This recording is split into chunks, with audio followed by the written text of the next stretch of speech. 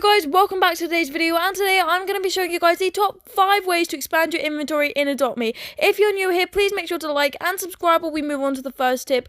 The first tip is to brew potions, which I know sounds kind of ludicrous, but honestly it gets you so many free pets. Basically how this works is you buy a potion cauldron thing from the shop. You can actually brew your own potions for free. Obviously the big head ones cost $200 each, but every 45 seconds you'll get a potion and it's super worth it. See guys, this is me trying to buy another one and I realize I have no money, which is why I definitely need to make this video and I'm definitely going to be using these tips. Stay tuned to see this actually work in game.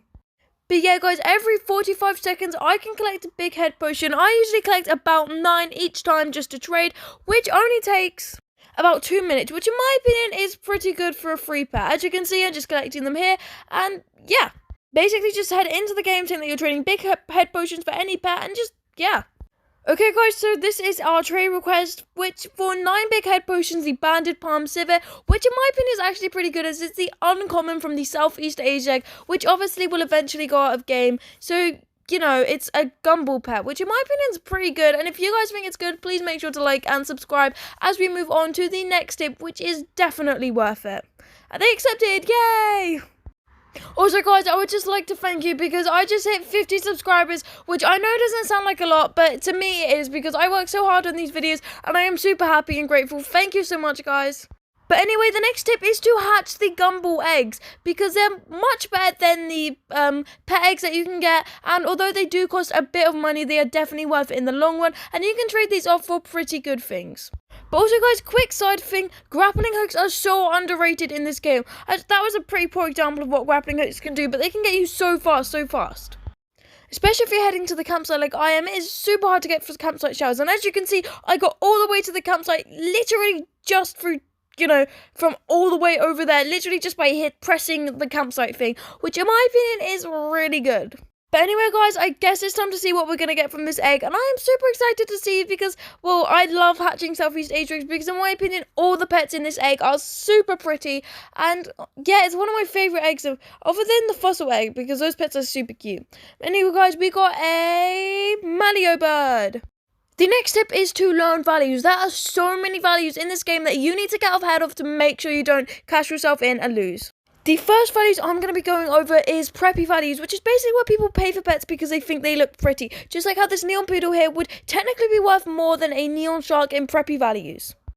In the game, the shark isn't the most attractive looking pet, but the poodles definitely are. But anyway, the next one is point values, which is basically where people assign a pet a certain point. So say this shark thing would be worth, I don't know, like 2 points. And say a octopus would be worth, a neon octopus would be worth, I don't know, 1.5 points. So basically you would have to pay a point with 0.5 worth in order to make the trade fair. In my opinion, this is a pretty stupid way to do values, but if you do it, you know, if it works for you, you know, why not? The next value is happy values, which is pretty simple to explain. It's where people overpay for stuff because it's their dream pet and it makes them happy.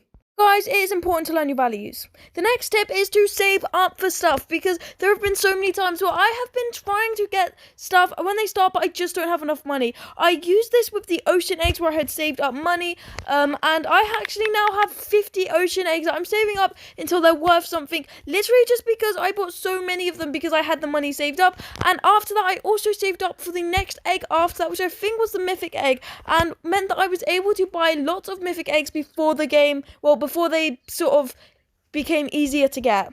The reason this is good is because when a pet is first released, or an egg or a box, they are worth so much more, literally just because people can't get them. Their value has spiked and you want to be able to trade them before their value goes back down again.